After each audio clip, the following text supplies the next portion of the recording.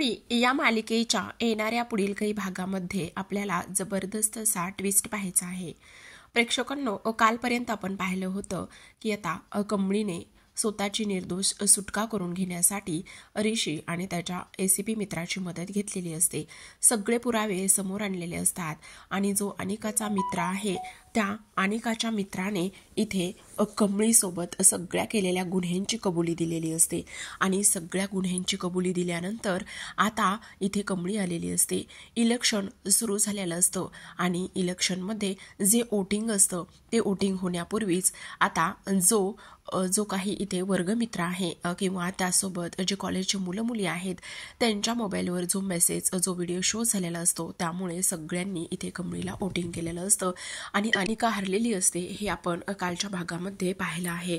तर आज आपण असं पाहणार आहोत की जेव्हा अनिकाने कमळीच्या विरोधात ज्या कुरघोडी केल्या होत्या, एवढ्या खालच्या थराला जाऊन इलेक्शन जिंकण्यासाठी जे इथे कटकारस्थान केले होते ते अन्नपूर्णा समोर येताच अन्नपूर्णाने आता अनिकाचे थोबाड फोडलेले असते। सोबतच आता प्राजूला कमळी समजलेली असते आणि कमळीचा चांगुलपणा किंवा तिच्याबद्दल जे काही आहे ती कशी आहे काय आहे ह्या सगळ्या गोष्टी जेव्हा प्राजूला समजतात तेव्हा प्राजूने तिच्यासोबत बेस्ट फ्रेंडचं हात पुढे केलेला असतो। आता कमळी आणि प्राजू एक चांगल्या मैत्रिणी सुद्धा होताना आपल्याला पाहायला दिसणार आहेत। हे सगळं आपल्याला या आजच्या ट्विस्टमध्ये जाणून घ्यायचं आहे, त्यामुळे चॅनलला सबस्क्राईब करा। असेच नवनवीन इथे ट्विस्ट पाहायचे असतील तर बेल आयकॉन प्रेस करा आणि त्यासोबत छान छान कमेंट सुद्धा करा, जेणेकरून आम्हाला आणखीनच तुमच्या सोबत इथे असेच छान छान डेली ट्विस्ट इथे शेअर करण्यासाठी अगदीच आनंद होईल। आता प्रेक्षकांनो, इकडे आपण पाहिलेलं होतं की कमळी तिथे येते। कमळी तिथे आल्यानंतर अनिका म्हणत असते मी पोलिसांसोबत अजिबात जाणार नाही, पण आता इकडे कमळी म्हणत असते तू ज्या काही कुरघोडी केल्यात त्या सगळ्या कुरघोडींचा आता इथे पर्दाफाश झालेला आहे आणि त्या सगळ्या कुरघोडींचा पर्दाफाश झाल्यामुळे तुला आता इथे पोलिसांसोबत जावंच लागणार आहे। एक दिवस हा सत्याचा विजय होतो आणि असत्याचा इथे अंत होतो, ही गोष्ट तू इथे स्वतःला एकदा बजावली पाहिजेस असं इथे ती बोलते। आता ह्या सगळ्या गोष्टी इथे ती बोलल्यानंतर इकडे लगेचच आता नयनतारा तिच्यावर चिडते आणि नयनतारा तिच्यावर चिडल्यानंतर इथे ती म्हणत असते मला तुझ्याकडून ही अपेक्षा अजिबातच नव्हती, तू एवढ्या खालच्या थराला जाशील आणि एवढं सगळं काही करशील हे मात्र मला अजिबातच माहिती नव्हतं। तरीच मी म्हणत होते की मला तू एवढं का इम्प्रेस करतेस आणि तू एवढं माझ्यासोबत का चांगलं वागतेस। आता लगेचच पोलीस म्हणत असतात की अनिका तुम्हाला आमच्यासोबत इथे पोलीस स्टेशनला यावं लागेल, पण इथे ती म्हणत असते नाही मी पोलीस स्टेशनला अजिबात येणार नाहीये, मी इथे काहीच केलेलं नाहीये, तुम्हाला काहीतरी गैरसमज होतोय आणि ही जी काही मुलगी आहे ना ती इथे खोटं बोलत आहे, तुम्ही हिच्यावरती अजिबातच विश्वास ठेवू नका वगैरे वगैरे ह्या सगळ्या काही गोष्टी आता इथे अनिका बोलत असते। पण आता कमळी म्हणत असते बघितलंस ना, तुला इथे सगळ्या गोष्टींचा अंत होण्यासाठी अजिबातच वेळ लागला नाही, त्यामुळे तू आत्ताच्या आत्ता इथून निघून जाणार आहे, समजलं तुला, असं इथे ती तिला सांगत असते। त्याचबरोबर अनिका आता खूप जास्त इथे रागराग करत असते आणि तेव्हा इथे जी काही कमळी आहे तिचा विजय झालेला असतो आणि शेवटी आता इकडे ती म्हणत असते तारांटी प्लीज माझ्यावर थोडासा विश्वास ठेवा ना, मी असं काही नाही केलेलं। त्यावर ती म्हणत असते हे बघ मला अजिबात तुझ्याशी कुठलंच नातं ठेवायचं नाहीये आणि मला वाटलं होतं की इथे तू एवढ्या खालच्या थराला जाऊन हे सगळं करू शकतेस, माझा विश्वास आहे, कारण आतापर्यंत तू बऱ्याच काही गोष्टी इथे केलेल्या आहेस आणि त्यामुळे ही गोष्ट करणं अगदी साहजिक आहे। मी तुझ्यावरती विश्वास ठेवला आणि तुझ्यावरती विश्वास ठेवून ह्या सगळ्या गोष्टी मी इथे तुझ्यावर विश्वास ठेवूनच सगळं काही झालेलं आहे, पण नाही, तू अगदीच ह्या तुझ्या आईची आणि त्याचबरोबर आजीची सावली आहेस आणि त्यामुळे तू कुठल्याही थराला जाऊ शकतेस असं नयनतारा बोललेली असते। तेव्हा पोलीस मात्र आता तिला तिथून घेऊन जातात। आता पोलीस तिला तिथून घेऊन गेल्यानंतर इकडे मात्र सगळ्यात मोठी गोष्ट झालेली असते, तर ती म्हणजेच की आता इकडे ज्या पद्धतीने आता नयनतारा तिला हे ह्या वर्षाचं प्रेसिडेंट म्हणून घोषित करत असते आणि तेव्हा तिला हात हातामध्ये प्रमाणपत्र सुद्धा दिलेलं असतं आणि तिला हातामध्ये प्रमाणपत्र दिल्यानंतर सगळ्यात महत्त्वाची गोष्ट म्हणजेच की तिला प्रचंड आनंद सुद्धा झालेला असतो आणि तिला प्रचंड आनंद झाल्यानंतर इकडे मात्र ती खूप जास्त खुश झालेली असते आणि एवढी खुश झाल्यानंतर आता इथे ती ह्या गोष्टीचा विचार करत असते की नाही, काही जरी झालं ना तरी सुद्धा आता मी अजिबातच ह्या सगळ्या गोष्टींचा विचार करणार नाही. तर आता इकडे सगळ्यात महत्त्वाची गोष्ट म्हणजेच की जी आपली सरू आहे ती इथे तिला शोधत आलेली असते आणि तिला शोधत आल्यानंतर आता इकडे ती म्हणत असते, पण ह्या कॉलेजमध्ये एवढा सन्नाटा का बरं आहे, मला तर काहीच कळत नाही, असं इथे ती बोलते. आता ह्या सगळ्या गोष्टी इथे ती बोलल्यानंतर लगेचच आता एका बाजूला ती विचार करत असते, नाही, मला ह्या वॉचमॅनला इथे विचारलं पाहिजे. जर मी इथे वॉचमॅनला वगैरे विचारलं तर मग बऱ्याच गोष्टी मला इथे भेटतील वगैरे, असं इथे ती विचार करत असते. आता लगेचच इकडे दुसऱ्या बाजूला कमळीच्या नावाचा जय जयकार सुरू झालेला असतो. सगळेजण आता कमळीच्या नावामुळे आणि त्याचबरोबर कमळी इथे निवडून आल्यामुळे खूप जास्त खुश झालेले असतात आणि सगळे खूप खुश झाल्यानंतर इकडे मात्र सगळ्यात महत्त्वाचं म्हणजेच की आता ते सगळेजण म्हणत असतात की आम्हाला तुझ्यासारखीच प्रेसिडेंट हवी होती आणि त्याचबरोबर तू आता न्यू प्रेसिडेंट झालेली आहेस म्हणून आम्ही सगळेजण खूप जास्त आनंदात आहोत. इथे आम्हाला तुला ह्या सगळ्या गोष्टी इथे पाहिल्यानंतर आम्हाला प्रचंड आनंद होत आहे, असं सगळेजण म्हणत असतात. आता इकडे मात्र जो ऋषी आहे तो सुद्धा म्हणत असतो, खरंच कमळी, आज मी सुद्धा खूप जास्त खुश झालेलो आहे, कारण ह्या सगळ्या गोष्टी इथे आता तुझ्या बाजूने सत्तेत उतरलेल्या आहेत आणि त्यामुळे मला मात्र खूपच जास्त आनंद झालेला आहे. तर इकडे आता दुसऱ्या बाजूला जी इथे सरू आहे ती इथे जे वॉचमॅन असतात त्यांना विचारत असते. तर त्यांना विचारल्यानंतर इथे वॉचमॅन म्हणत असतात, हे तर सरस्वतीचंच मंदिर आहे, असं म्हटल्यानंतर आता मात्र इथे त्यांना कळत नसतं की हे लोक असे का बोलत आहेत म्हणून. आणि तेवढ्यातच आता इकडे मी माझ्या सरूच म्हणत असतील का हिला इथे, मग सरूचं नाव घेऊन सांगते, असं म्हणून सरूचं नाव घेऊन बोलल्यानंतर आता लगेचच ती एका गोष्टीचा विचार करते की सरू, पण तेवढ्यातच इथे पोलिसांच्या गाडींचा आवाज येत असतो.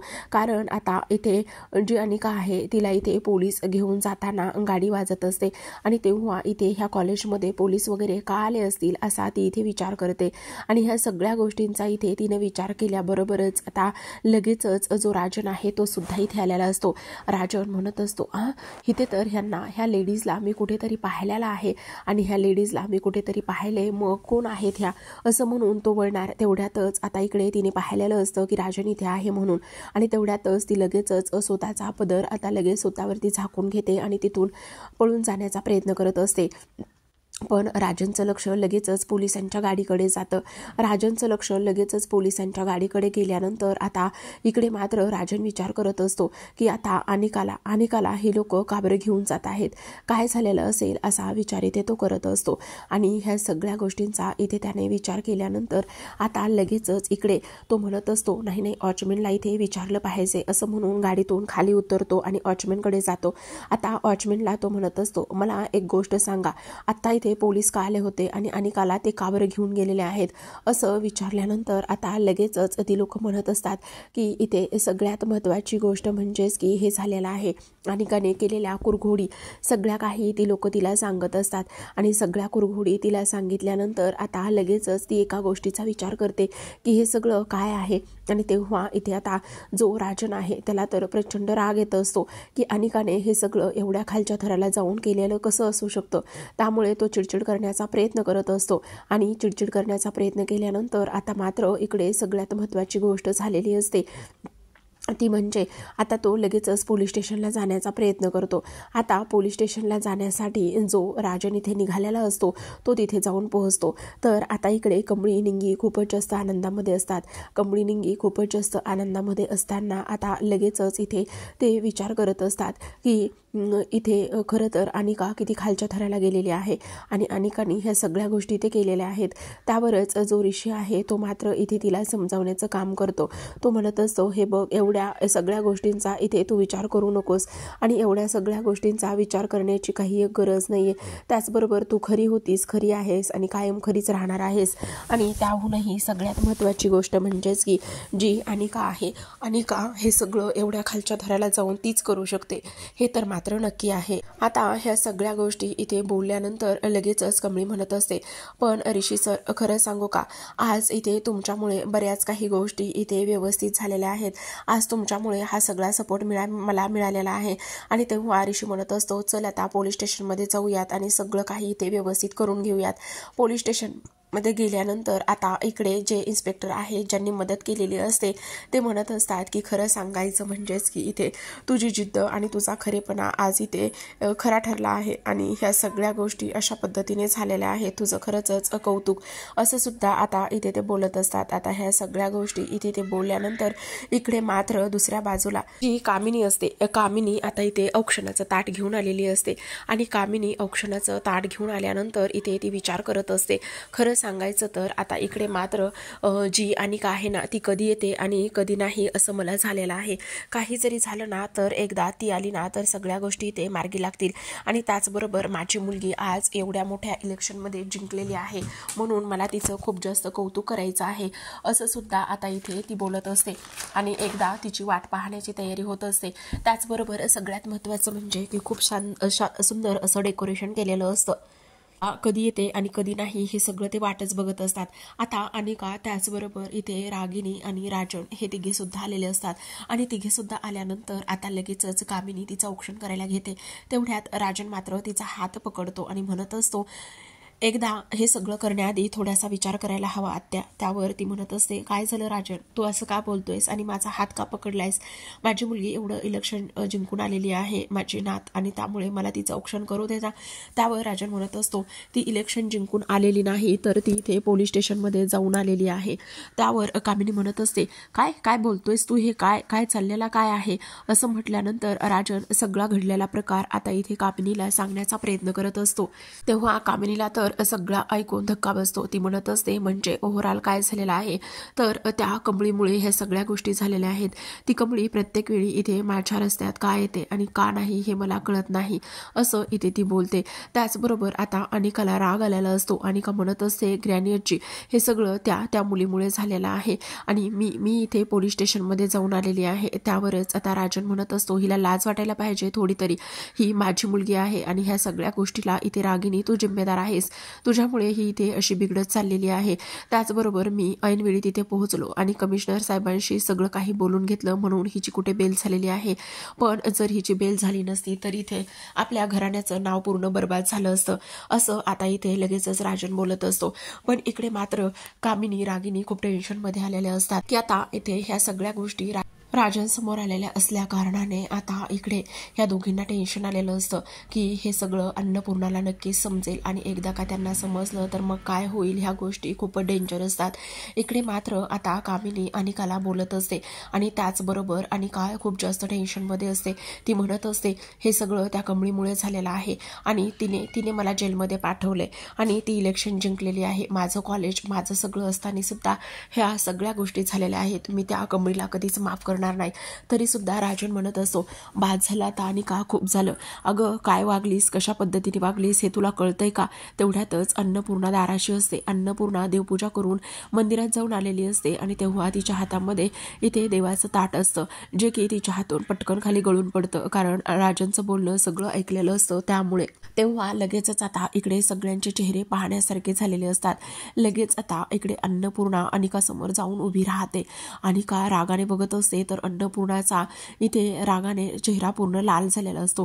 त्या कसलाच विचार करत नाहीत आणि कसलाच विचार न केल्यामुळे इथे अनिकाच्या सनकन कानाखाली वाजवतात. अनिकाच्या सनकन कानाखाली वाजवल्यामुळे सगळेजण थक्क होत आहेत.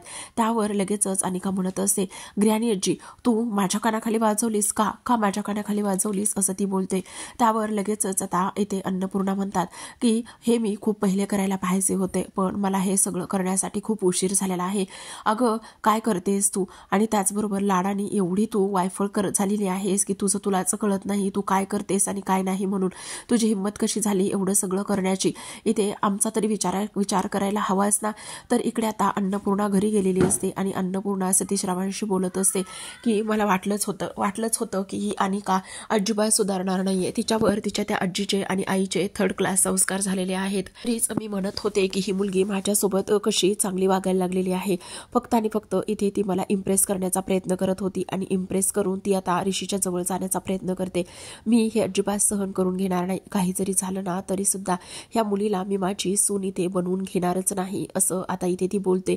आता ह्या सगळ्या गोष्टी इथे आता लगेचच नयनतारा बोलल्यानंतर इकडे सतीश म्हणत असतात की हे बघ, जो काही निर्णय घेणार आहेस तू थोडासा सावकाश घे. कारण नयनतारा म्हटलेली असते की हे सगळं आणि सगळं फक्त त्या कमळीमुळे झालेलं आहे. इथे मला तर ती अनिका असून म्हणून नकोच आहे, माझ्या मुलाच्या आयुष्यात नकोच आहे. पण सगळ्यात महत्त्वाची गोष्ट म्हणजेच की आता ऋषीचं वागणं बदलत चाललेलं आहे. तो इकडे कमळीच्या जवळ जाण्याचा प्रयत्न करतोय. म्हणूनच मला ऋषीबद्दल काहीतरी निर्णय घ्यावाच लागणार आहे. जे इथे रोहितनं केलेलं आहे इथे राधिकासोबत, ते मला माझ्या ऋषीच्या आयुष्यामध्ये अजिबातच नकोय. त्यामुळे काही जरी झालं ना तरी सुद्धा मी ह्या गोष्टी अजिबात सहन करणार नाही, असं इथे ती बोलते. तर आता इकडे दुसऱ्या बाजूला जो इथे बंड्या गावाकडून आलेला असतो त्याने कमळी निंगीसाठी खूप काही ड्रेसेस आणलेले असतात, जे की इथे सरूने शिवून दिलेले असतात. आणि तेव्हा यांचा सगळ्यांचा एन्जॉय सुरू असतो. तेवढ्यातच तिथे प्राजू येते. प्राजू आल्याबरोबरच ती म्हणत असते मी येऊ का आतमध्ये. तेव्हा आता कमळी म्हणत असते अगं विचारतेस काय, ये ना ये, असं म्हणून लगेचच आता प्राजू रडायला सुरुवात करते आणि कमळीला घट्ट मिठी मारत असते. त्यावर कमळी म्हणते अगं काय झालंय प्राजू, रडतेस का. त्यावर आता इकडे प्राजू म्हणत असते खरं सांगू का कमळे, हे सगळं तूच इथे करू शकतेस आणि तुझ्याशिवाय इथे कोणीच काही करू शकत नाही. आज तू मला वाचवण्यासाठी स्वतःची इथे जीवाची बाजी लावलेली आहेस. त्याचबरोबर इथे मला कोणीही गालबोट लावू नये, माझ्यावर कोणीही इथे बोट उचलू नये म्हणून तू हे सगळं काही केलेलं आहेस. त्यावर लगेचच कमळी म्हणत असते अगं काय झालं, तू सुद्धा माझी मैत्रिणीच आहेस ना, मग तुझ्यासाठी ह्या सगळ्या गोष्टी मी इथे केल्या तर काय फरक पडत आहे. हे सगळं बोलणं ऐकल्यानंतर आता प्राजू म्हणत असते हो ते तर आहेच ग, पण इथे बघ ना अनिका आणि आमची फॅमिली खूप रिलेशनमध्ये आहे, तरी सुद्धा त्या मुलीने माझ्यासाठी काहीच केलं नाही आणि तरी सुद्धा तू एवढं सगळं माझ्यासाठी केलेलं आहेस आणि आजपासून आपण मैत्रिणी तर बेस्ट फ्रेंड, कळलं. त्यावर आता निंगी म्हणत असते हो का, तुम्ही इथे बेस्ट फ्रेंड आणि माझं काय. त्यावर लगेचच आता प्राजू म्हणत असते अगं इथे निंगीशिवाय कमळी कशी पूर्ण असणार आहे, तू सुद्धा, असं म्हणून आता तिघी मिठी मारत असतात. आणि इथे कमळी जे ड्रेसेस इथे तिला तिच्या आईने शिवून दिलेले असतात ते ड्रेसेस सगळे ती तिला दाखवण्याचं काम करते. इकडे आता अनिका लगेचच चरफडत आतमध्ये येते आणि ती म्हणत असते हे सगळं त्या कमळीमुळे झालेलं आहे. इथे माझ्या आजीने त्या कमळीची बाजू घेऊन माझ्यावर हात उचलला, तिच्यामुळे मला पोलीस स्टेशनमध्ये जावं लागलं. इथे मला माझी कोणीच माझी केअर करत नाही. मी ह्या घरात राहणारच नाही. मी हे घर सोडून गेले ना तर मग सगळ्यांना माझी किंमत कळेल, असं म्हणून बॅग काढते आणि त्यामध्ये कपडे भरत असते. तेवढ्यातच आता इकडे कामिनी म्हणत असते हे बघ, आता जर अन्नपूर्णा बहिणीने तुझ्यावर हात उचललाय तर पुन्हा एकदा माझी वेळ येऊ देऊ नकोस की तुझ्यावरती हात उचलायची. त्यामुळे अजिबात हे असले विचार तू मनामध्ये सुद्धा आणू नकोस. आणि काही जरी झालं ना तरी सुद्धा इथे तू जर घर सोडून गेलीस तर त्या कमळीला आयती संधी ह्या घरामध्ये चालून येण्यासाठी किंवा येण्यासाठी तू देणार आहेस. त्यामुळे अजिबात असा विचार करायचा नाही. किती काही जरी झालं ना तरी सुद्धा त्या कमळीला चांगला धडा शिकवायचा आहे, समजलं तुला. आणि तू एवढ्या ह्या खालच्या थराला जाऊन अजिबात बोलू नकोस. माझी नात आहेस तू, समजलं.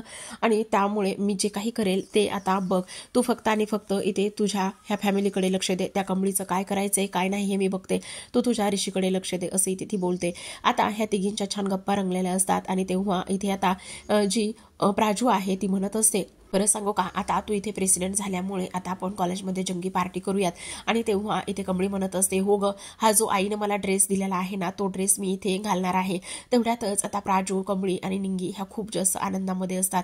तर इकडे आता सरूला आतापर्यंत कमळी भेटलेली नसते आणि त्याचबरोबर जेव्हा ती भेटेल तेव्हा तिचा आनंद कसा असेल.